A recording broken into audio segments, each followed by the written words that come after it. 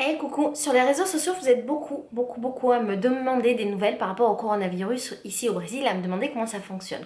Dans la vidéo d'aujourd'hui, je vais donc vous donner des infos précises du mieux que je peux sur la situation du Brésil et je vais vous dire aussi comment moi je le ressens et comment globalement on le ressent. Au niveau des informations précises, je vais faire avec ce que j'ai. Je vous ai mis les sources dans la barre d'infos. Peut-être que entre le moment où je fais la vidéo, ou du moins entre le moment où j'ai trouvé les infos et le moment où vous regardez la vidéo, les choses ont évolué. Si jamais je me trompe dans les chiffres, des trucs comme ça, je m'en excuse. Je ne suis pas une scientifique. Donc je vais faire de mon mieux. Alors aujourd'hui au Brésil, il y a entre 52 et 70 cas confirmés de coronavirus et 900 cas de personnes présumées. C'est difficile d'avoir des vrais chiffres parce que on est dans un grand pays et que probablement qu'il y a plein d'autres cas qui n'ont pas été déclarés. Je te dis entre 52 et 70 parce que 52 c'était le chiffre officiel ce matin, 70 c'est ce que je viens de lire ce soir. Il faut savoir que le Brésil est un pays continental qui est immensissime et du coup 52 c'est très peu et encore une fois il y a de fortes chances qu'il y ait beaucoup plus de cas de coronavirus. Les premiers cas détectés de coronavirus étaient au Brésil, dans l'état de Rio et l'état de São Paulo qui sont les plus touchés. Le président Bolsonaro, quand il était aux États-Unis, a déclaré que le coronavirus était une petite crise. Petit update de ce que je viens de lire. Là, un mec qui travaille avec lui, son secrétaire de je sais pas quoi, a été déclaré positif au coronavirus. Et quand l'OMS a dit que le coronavirus était une pandémie, le président a dit qu'il n'était pas médecin, mais qu'il pensait qu'il y avait d'autres grippes qui tuaient plus que ça. Depuis aujourd'hui, les États-Unis ont interdit l'entrée aux populations qui viennent d'Europe. Beaucoup de pays d'Amérique latine ont fait pareil. Certains autres pays d'Amérique latine ont mis en place des systèmes de confinement où ils imposent aux personnes qui arrivent d'Europe et notamment de France de rester confinées dans leurs hôtels ou dans leurs habitations pendant 15 jours. Maintenant qu'on a vu les faits, qu'est-ce qu'il en est au niveau de notre vie ici au Brésil? Qu'est-ce qui change, qu'est-ce qui change pas et quelles sont peut-être les différences avec la France?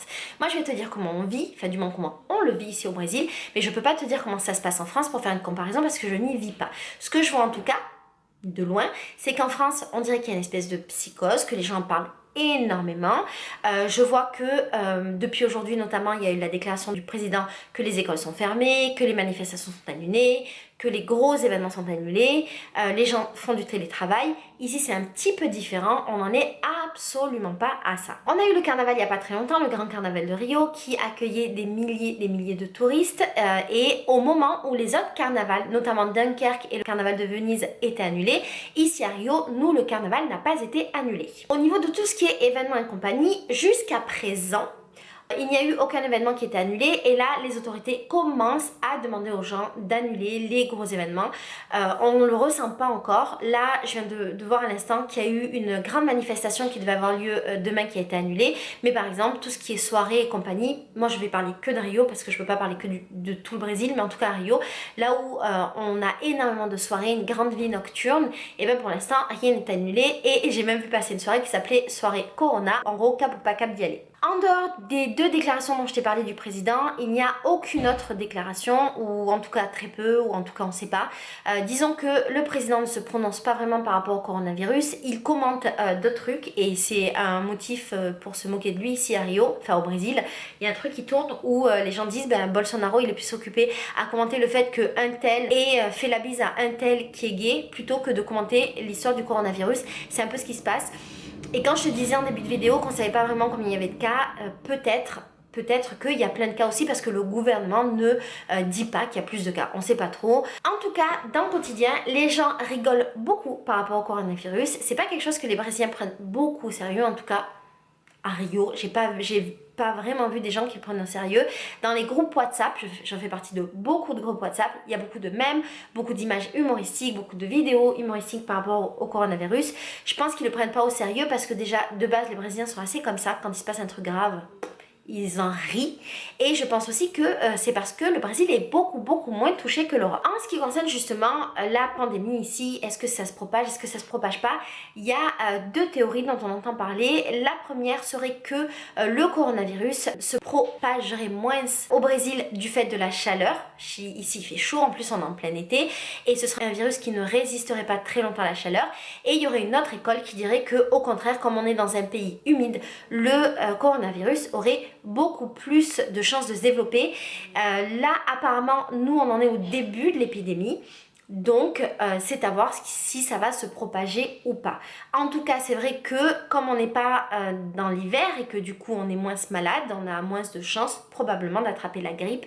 Mais encore une fois, je ne suis pas médecin, donc c'est que des suppositions. En parlant des Brésiliens qui se déguisaient du carnaval, pendant le carnaval, il y avait plein de déguisements sur le thème du coronavirus. Et c'est vrai que c'était une thématique qui nous faisait rire, comme tous les autres problèmes de société. Et on n'a absolument pas, encore aujourd'hui, le sentiment de psychose ou de panique ou autre chose. Mais quand même, dans les groupes WhatsApp, dans la communication officielle, dans les hôpitaux, un petit peu partout, il y a beaucoup de prévention par rapport au coronavirus, la manière dont on doit se laver les mains, faire attention, ne pas s'embrasser, ne pas se prendre dans les bras, machin.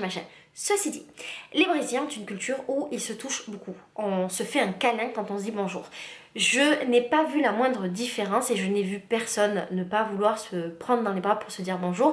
Je suis pas sûre que ça changera. En tout cas, moi, je ne changerai pas cette habitude avec les gens. Donc, on n'en est absolument pas au même stade où, comme j'ai pu le voir à la télé ou en Europe, on dirait que les gens ne le font plus. Je ne sais pas si les gens le font vraiment plus ou si c'est juste de la prévention, comme j'habite pas en Europe. Mais en tout cas, ici, ça n'a pas changé. Au niveau des aéroports, il semblerait que pour l'instant, le Brésil n'ait pas fermé ses frontières. Mais comme le président Trump a décidé de fermer les frontières aujourd'hui et que généralement le Brésil suit ce que fait les États-Unis, notamment depuis qu'il y a Bolsonaro au pouvoir, les gens disent que probablement à un moment donné, ils vont fermer les frontières. D'autres disent que c'est pas possible parce que le Brésil vit du tourisme et que ce serait complètement impossible qu'il le ferme. J'ai pas de réponse parce que je suis pas présidente de la République encore. Mais ce qui semblerait qu'il y ait, ce serait des contrôles pour les Européens qui arrivent au Brésil. Il faut savoir qu'il y a quelque chose de très différent entre la France et certains pays d'Europe et beaucoup de pays du monde. C'est qu'un truc qui fonctionne très bien au Brésil, c'est le système de santé. Quand je dis fonctionne très bien, c'est dans le sens où, d'une part, tous les Brésiliens ont accès à un système de santé gratuit. En tout cas, les premiers soins sont gratuits. Et quand on a un problème, on peut aller à l'hôpital se faire soigner. Et d'autre part, quand les Brésiliens voyagent, ils sont obligés de contracter une assurance pour pouvoir voyager, une assurance par rapport à leur santé. Donc ça veut dire quoi? Ça veut dire que si jamais ils voyagent et qu'ils sont malades ailleurs, ils se font soigner et ils se font prendre en charge grâce à leur assurance santé. Et ça veut dire aussi qu'ici, il n'y aura pas de peut-être moins de cas, comme il peut y avoir dans d'autres pays, de gens qui vont mourir de cette grippe parce qu'ils n'auront pas eu accès à des soins. Parce que de ce que j'ai compris, le problème du coronavirus, c'est surtout ça, c'est le manque d'accès à des soins, le manque de place dans les hôpitaux, le manque de médecins pour soigner les gens, le fait aussi que dans certains pays, les soins soient payants. Par exemple aux États-Unis, les soins sont payants, donc probablement qu'il y aura plein de gens qui ne se feront pas soigner parce qu'ils n'auront pas les moyens. Ici, ça ne pourra pas être le cas, donc c'est peut-être aussi pour ça que les Brésiliens sont un peu cool avec ça, parce que pour eux, la santé fonctionne quand même assez bien. En ce qui concerne tout ce qui est gel hydraulique et masque, alors il n'y a plus de masque et de gel, un peu comme partout. Ce qui se passe, c'est qu'il y a beaucoup de gens qui achètent du gel en grande quantité et qui du coup en vendent en petite quantité pour se faire de l'argent, donc il y a un petit bis sur ça. Et les masques, je n'ai jamais vu de personne en porter pour l'instant, mais il semblerait qu'il y en ait plus trop non plus, mais ça je suis pas très sûre de l'information, à vérifier. Une conséquence directe que j'aurais pas imaginé, c'est que à cause de cette crise mondiale, le cours de l'euro a énormément augmenté. Depuis que le coronavirus a commencé, l'euro est passé d'à peu près 4,5 ou 6, donc ça voulait dire que 1 euro était égal à 4,6 réals. Ça veut dire qu'on a un pouvoir d'achat de 4,6 fois plus important que les Brésiliens quand on est français. Il est passé de 4,6 à 5,6, donc il a gagné 1 point. C'est énorme. Ça veut dire que maintenant, on a un pouvoir d'achat de quasiment 6 fois les Brésiliens. Alors, dans un premier temps, on pourrait se dire que c'est génial. En fait, oui et non. C'est bien parce qu'effectivement, quand on paye les choses, c'est beaucoup moins cher pour nous. Quand on paye avec notre carte bleue, c'est beaucoup moins cher pour nous.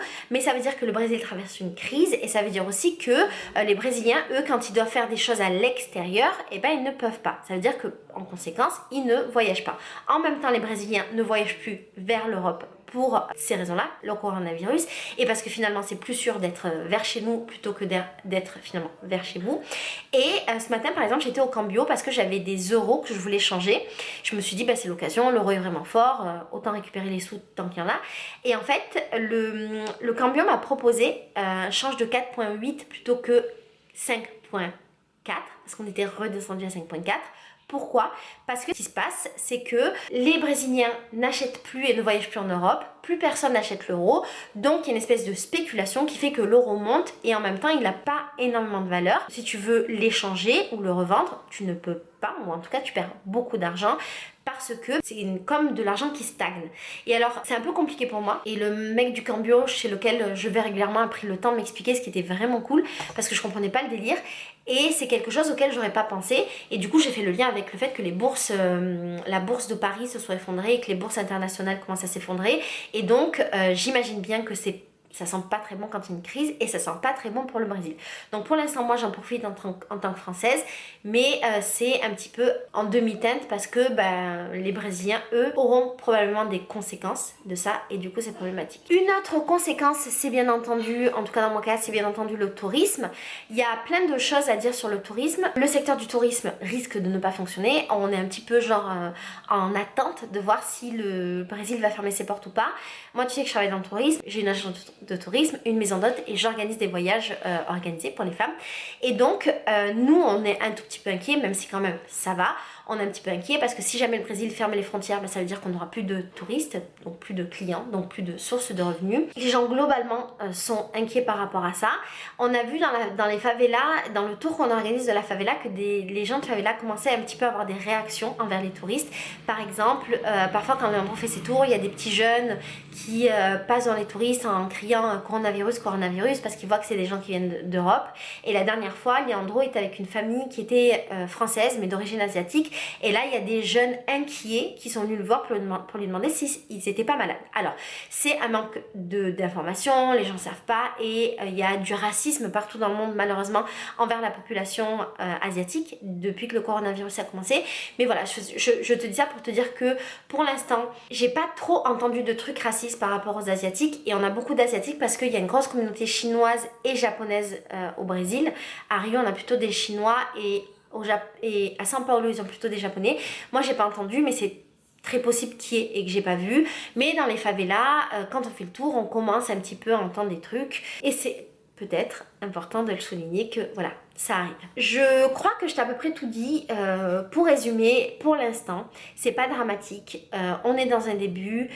Bien entendu, quand il y a une pandémie, il y a un pic et puis après ça redescend. Nous, on est un petit peu dans le pic. Vous, en France, je sais pas où vraiment vous vous situez, mais je pense qu'on est un petit peu avant vous. Les gens sont absolument pas paniqués. Il n'y a pas de changement visible, mis à part des conséquences qu'on imagine sur du court et moyen terme, mais encore une fois, tout est incertain. Donc voilà, globalement, ça va, il n'y a pas de panique, et moi je connais personne pour l'instant qui sont malades, en tout cas dans le monde que je fréquente. J'ai jamais entendu parler de cas de gens malades, alors que j'ai des amis en France qui ont contracté le coronavirus. Voilà, j'espère que j'ai répondu aux questions. Si jamais vous en avez d'autres, posez-les-moi dans les commentaires, je répondrai avec plaisir. J'ai mis quelques liens, ils sont en portugais parce que c'était mes sources, mais les informations se trouvent dans tous les cas très facilement en français. Bisous, ciao.